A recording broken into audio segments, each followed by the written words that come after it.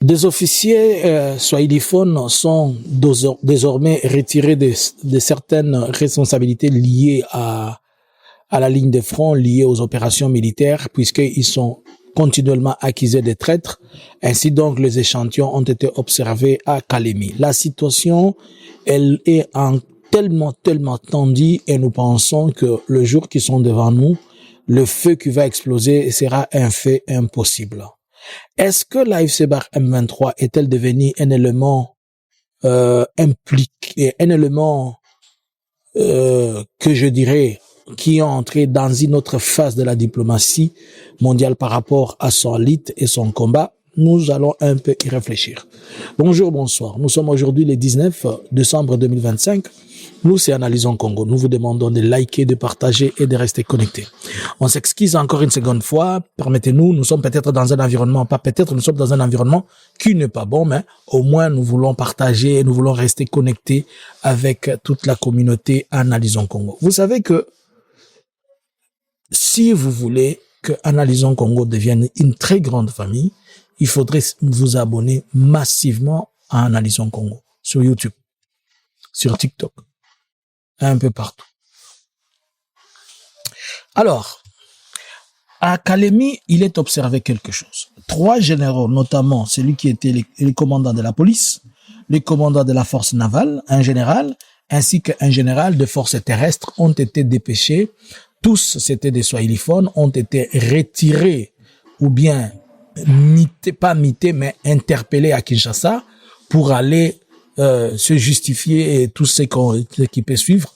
On accuse le président ainsi que tout le monde accuse que ce sont les swahiliphones qui sont des traîtres qui font que chaque cité tombe puisque les swahiliphones, ce sont ceux-là qui veulent, selon eux, diviser le pays. Alors c'est ainsi que ils ont été remplacés par des officiers Luba et des officiers de tribus des Bas-Congo, les Bas-Congo en général. Déjà, sans pour autant avancer dans mon analyse, cette manière de réfléchir démontre comment messieurs qui a appelé les clochards est en train de clochardiser la FRDC.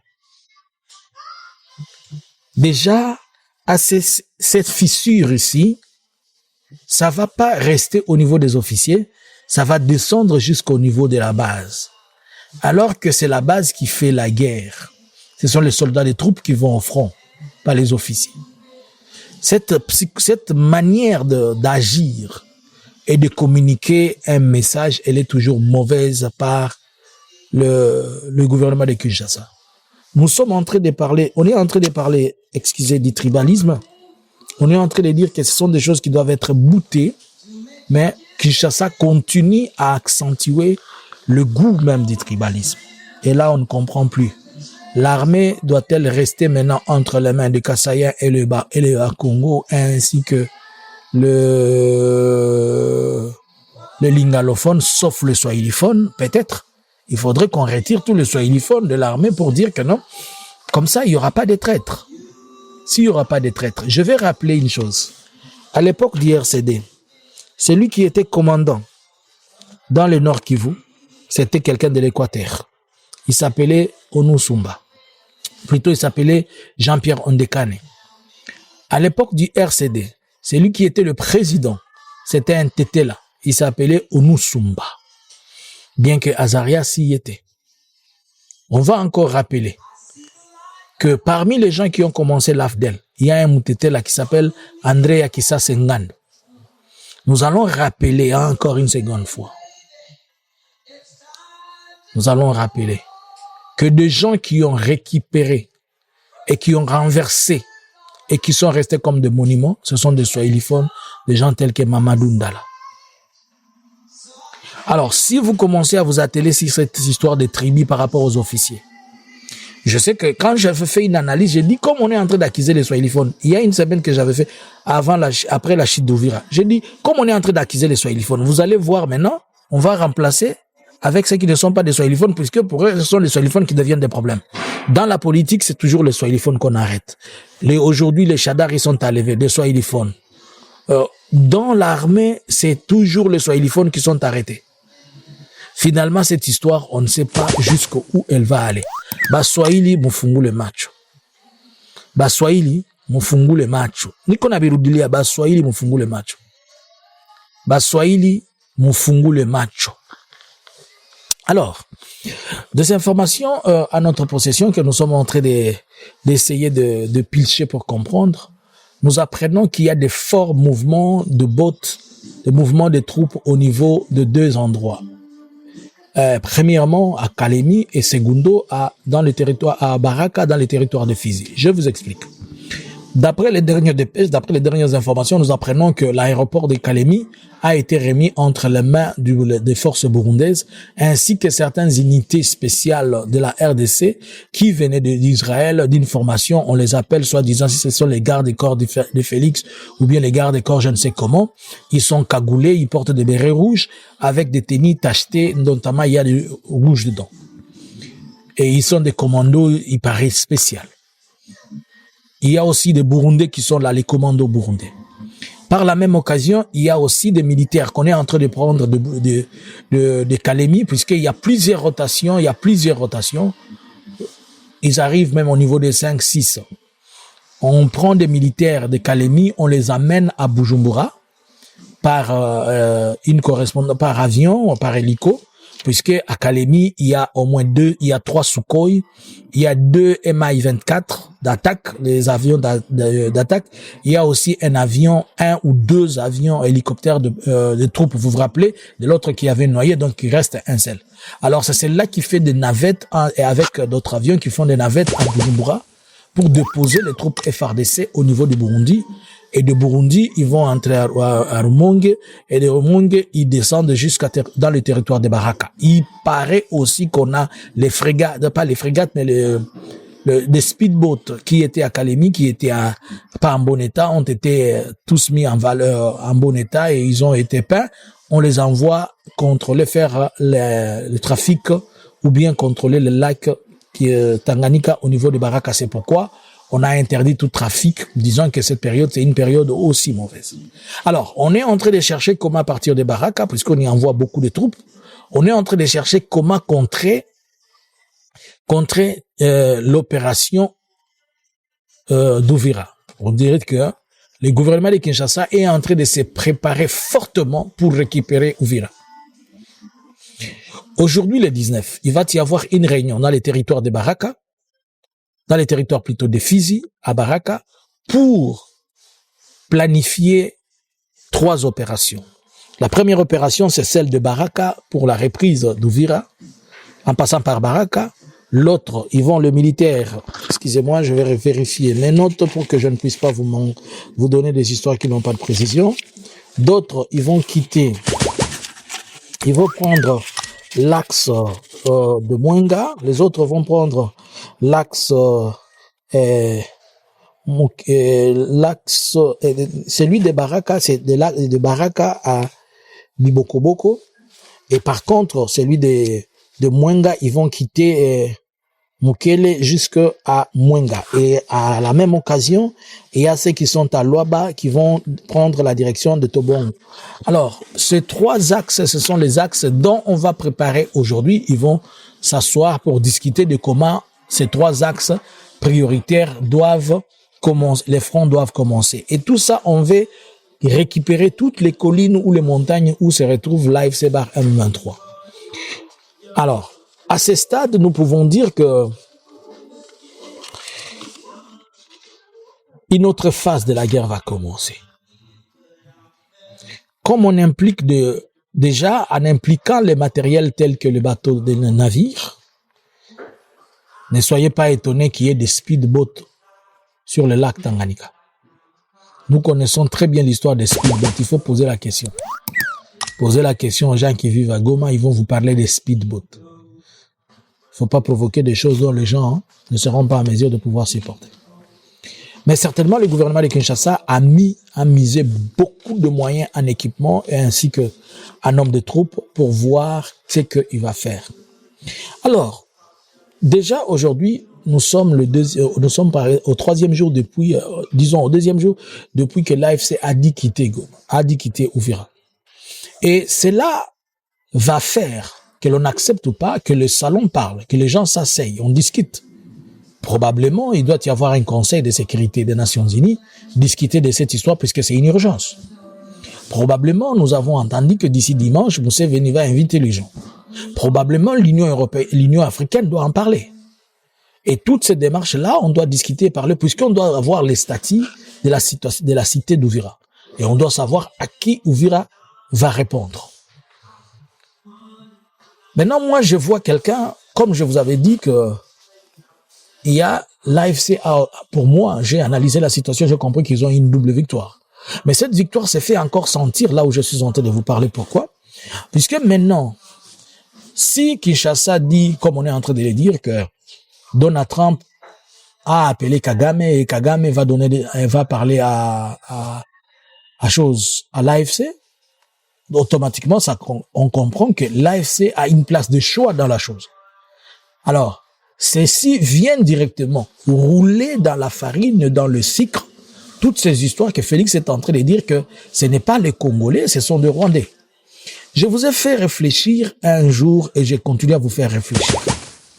Si vous lisez vous lisez les rapports des Nations Unies et des groupes des experts, ils vous disent que il y a eu 5000 hommes qui sont arrivés, ou 5000 ou 7000 qui sont arrivés à Goma, du Rwanda vers la RDC. Mais quand on parle de 5000 hommes, en regardant l'étendue où les troupes doivent être, ça ne se justifie pas.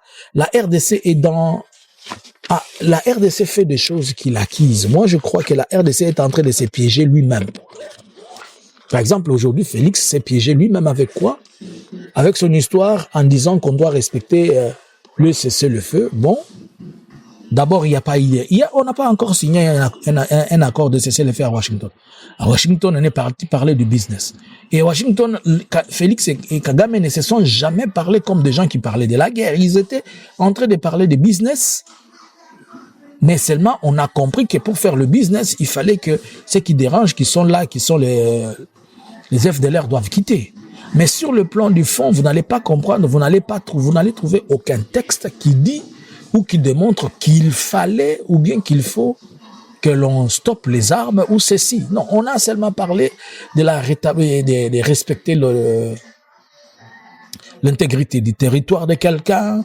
Les autres ont dit donnez-nous les FDLR, machin. Bon, regardez maintenant que Félix aujourd'hui demande que les gens quittent Ouvira. Bon, on va lui dire maintenant nous commençons à respecter les choses. Hein. Il se piège lui-même puisque c'est quelqu'un qui ne respecte pas ses paroles. Et ceci va revenir sur lui, puisque quand on va aussi lui demander de respecter les choses, il va encore tourner tout autour du pot comme d'habitude. Alors, si on prétend que le Rwanda a des troupes au Congo, je les mets au conditionnel, moi, parce que moi, je n'ai pas encore vu les troupes. À Ouvira, si vous posez la question, et nous avons observé, les images, les personnes clés, c'était Willy Ngoma, c'était le chef d'état-major adjoint et chargé des opérations et renseignements, chargé des renseignements, qui est Bernard Biamungu, et les garçons, les originaires d'Ouvira, ce sont ceux qui ont pris Ouvira. Vous avez vu même les images quand l'autre était arrivé chez ses parents au niveau des Sangé, et il s'était embrassé, a donné des accolades avec sa maman. Ce sont des autochtones, ce sont des garçons de la cité, des garçons connus de la ville.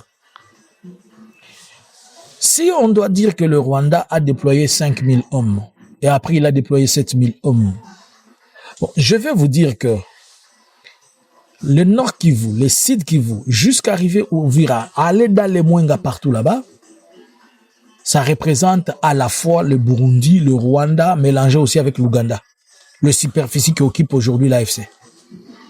Maintenant, posez-vous la question, comment les 7000 hommes qu'on est en train de dire qu'on a déployés au Congo, du Rwanda, ce sont eux qui vont se départager pour faire toute cette guerre-là? Et en même temps, ils sont en train de combattre qui? La FRDC qui a 180 000 hommes. Le Burundi qui a déployé 15 000 hommes. Les FDLR qui sont au nombre de 5 000. Les Wazalendo qui sont 40 000. Bon, expliquez-nous comment 7 000 personnes doivent devenir un problème et un danger là où on a plus de 250 000 personnes. La FRDC dans ces histoires, elle a presque 250 000 hommes de troupes. Mais c'est une honte à un niveau, on ne doit même pas en parler. Mais crier tout le jour que le Rwanda a cours de 7000. Et quand vous leur posez la question, ils sont combien? Je vous ai dit combien la maman des bébés de Doha balbutier en nous disant tantôt ceci, tantôt cela. Thérèse ne se retrouve pas. Mais quand on doit crier sur le Rwanda nous agresse, et que le Rwanda peut vous dire, vous dites que moi je vous agresse, moi je reste chez moi, je n'ai jamais bougé, mais dites-moi si le Rwanda nous agresse, est-ce que c'est le Rwanda qui couvre Goma? C'est le Rwanda qui couvre Bukavu, il couvre Shabunda, il couvre Mwenga, il couvre Luvungi, Kamanyola, il couvre Sangé, il couvre les hauts plateaux. Est-ce que vous ne comprenez pas qu'on a raté quelque chose? On a raté de comprendre quelque chose. Si ces portions de terre sont plus grandes que tous les deux pays, il faudrait que ceux qui sont en train de se déployer aient au moins le minimum possible, 60 000 hommes. Le minimum, 60 000 hommes.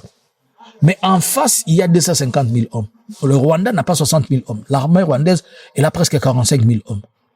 Comment Tobanga Karwan dans la dimension Oyo? Il y a des confusions dans le monde. Il y a beaucoup de gens qui Kagame est tombé, Kabila est tombé, des histoires où il a tombé. Par Congolais, les Congolais vont faire challenge makasi. Mais nzembo wana eza Kirundi. Les Kirundi les Kinyarwanda des Andengemoko. Donc bino balobaka kaka bino boyaka ba Rwandais mais bino de bozo la challenge nzembo ya Kinyarwanda. Bino de bozo la challenge nzembo ya Kinyarwanda. Puisque seulement vous avez entendu le nom de Kabila Kagame. Et quand on dit Uvira tombé, c'est-à-dire il est tombé comment? Vous avez récupéré ou quoi? Revenons à ce que nous sommes en train de dire. Maintenant, regardez ici. Partout où on va parler d'Uvira aujourd'hui, on doit donner l'invitation à l'AFC Bar M23. Parce que Uvira n'est pas le patron qui doit se décider sur Uvira. Sont connus. La RDC, le gouvernement de la République démocratique du Congo, le Burundi, le Rwanda, mais c'est comme l'aéroport de Goma, je le répète.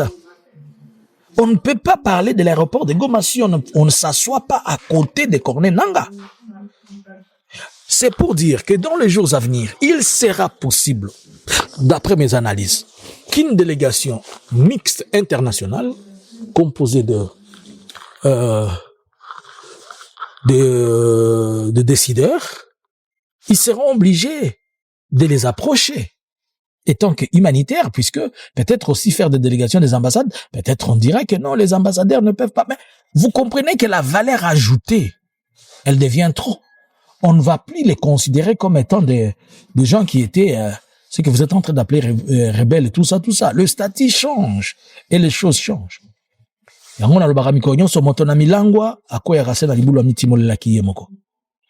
Alors, si on doit parler de ces contrées-là, et que l'on doit faire intervenir l'AFC, c'est-à-dire l'AFC aussi va augmenter les enchères. Il va demander de rester en permanence. Or, est-ce qu'on va prendre dans le Conseil de sécurité une résolution contre l'AFC? Si vous prenez une résolution contre l'AFC vous chasse. Elle n'accepte pas. Elle n'accepte pas puisque c'est lui. C'est comme la réponse qu'on avait donnée à Macron qui était crue, nette et claire. Et jusqu'aujourd'hui, on nous avait dit de nous préparer au mi-décembre. Aujourd'hui, nous sommes le 19. Aéroport à Goma, vous continuez à crier Kigali tombé. Vous continuez à Ethiopie, Nabino. Vous continuez à crier Kigali tombé, Kagame est tombé, Kabila tombé. Ok. Continuez à danser les Kinyarwanda, mais en chassant les Banyarwanda. Bozo le baboliki barwande bozo yemba munokwambuka na bakope bozo bina munokwambuka bozo sala na bako challenge na koyoka moko ko ya say bongo pepa bina kalinga. Vous êtes des confusionnistes. Moi je vous ai dit on ne va pas construire ce pays comme ça. Nous devons nous asseoir et parler. Botika koza na kichilombiste na kati ya mitu na bino boza na trop chilombo na kati ya mitu sa bino ye chilombisme a belisi bino le chilombisme moko comme lokola le chilombisme est devenu comme le corona dans la tête des gens. Et ça, quand Amélie on dit mieux ok, kaka bozo ibanenge zo kinete bakinyo so bazo keneka aboy. Alors, ce que moi je suis en train de voir dans l'analyse que je suis en train de faire, Kinshasa se prépare à faire vraiment la guerre pour reprendre Uvira. En même temps, les autres vont aussi faire la guerre pour prendre des positions et avancer. Et les discussions diplomatiques vont continuer pour la question d'Uvira. Puisque le gouvernement de Kinshasa veut reprendre Uvira. Et l'AFC n'est pas d'accord pour ça. Nous ne savons pas comment ça va se compliquer diplomatiquement, mais moi je vois juste la chaise qu'on accorde à l'AFC. Ceci va aussi diluer la dose de toutes les accusations et de tout. Puisque maintenant, l'AFC va exprimer exactement les choses. Vous savez, ce que le gouvernement congolais n'aime pas, c'est que quelqu'un parle qui dise la vérité. Mais nous sommes maintenant en face de certaines vérités qui doivent se dire, et se dire d'une manière profonde. Bon, si on a dit à Donald Trump de dire à Kagame de dire à Nanga de quitter. Donc, le patron de Kagame, c'est États-Unis. États-Unis, patron de Kagame, Kagame, le patron de Nanga, selon le concept de Kinshasa. Dans ce cas-là, cela veut dire que dans la Trinité, il y a le Père qui est États-Unis, le Fils qui est Kagame, et le Saint-Esprit qui est l'AFC Barremendo. Maintenant, où la place de la RDC? La RDC, elle est à côté, puisque elle passe au travers pour supplier que les pères puissent les écouter. Donc, la RDC utilise Marie pour parler au père. Et Marie, des fois, elle n'a pas toujours l'autorisation de venir parler au père. Il doit avoir quelque chose pour dire au père ce qu'il veut. À ce stade, nous pouvons observer et nous pouvons voir et regarder les choses qui sont en train de se passer. Mais moi, je crois certainement que les jours qui sont devant nous, elles vont se dessiner d'une autre manière sur le plan diplomatique. Mais le front va continuer. Et nous allons savoir la suite dans les jours à venir. Puisque Félix ne va pas encore changer, il ne va pas accepter les dialogues, Félix va toujours continuer à faire les nzinga-nzinga, et ce sont des éléments fatals pour la survie de tout ce que nous pouvons appeler comme paix et consort. Que pensez-vous? Bonjour, bonsoir. Analysins Congo subscribers.